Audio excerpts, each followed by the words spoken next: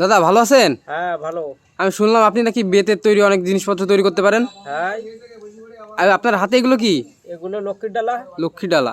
তো কত বছর ধরে এই বেতের কাজ করতেছেন? 50 বছর ধরে। 50 বছর ধরে। তো এই যে লক্ষ্মী ডালা, এটা কি আজকে আমাদের একটু বানায় দেখাতে পারবেন? হ্যাঁ আচ্ছা দেখান তো তাহলে।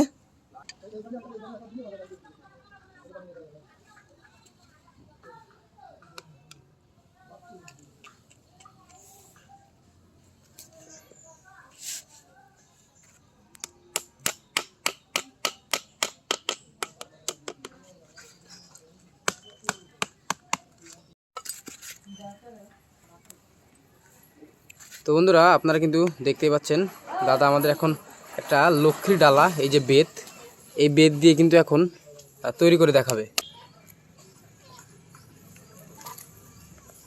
আমাকে 12 মাসে একটানা ভাবে কাজ করতে হয়। 12 মাস ধরে এই কাজ করেন? কি কি তৈরি করেন এই ছাড়া?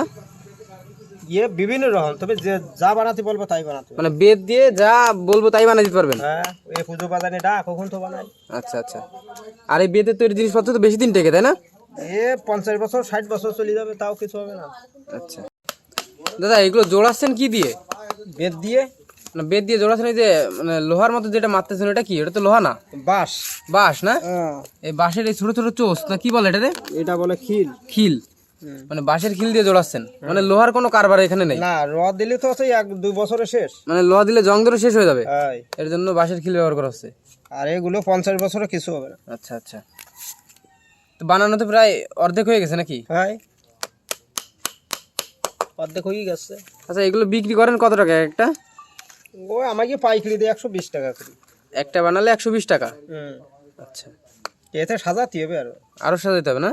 ওই এর এই পিছনে খুঁড়ো লাগাতে হবে, এমনি ছাতি হবে, তারপর ডাল লাগাতে হবে, ফুল লাগাতে হবে, পালসি লাগাতে হবে। আচ্ছা আচ্ছা। তো খাটনি আছে দাদা, আর কতক্ষণ লাগবে এটা বানাতে? আর 2 ঘুরন দিলেই যাচ্ছে। আর 2বার মানে বেত ঘোরালেই হয়ে যাবে? হ্যাঁ। তো বন্ধুরা দেখতেই পাচ্ছেন, এটা কিন্তু প্রায় শেষের দিকে তৈরির, একটু পরেই কিন্তু এর কাজ শেষ হবে। দাদা, বানানো কি শেষ? হ্যাঁ, বানানি শেষ। এখন কেটে নিচ্ছেন? হ্যাঁ, এখন কাটিয়ে এটা যে ঢোকার লাগবে সেই ঢোকারে রেখে দিচ্ছি। আচ্ছা আচ্ছা।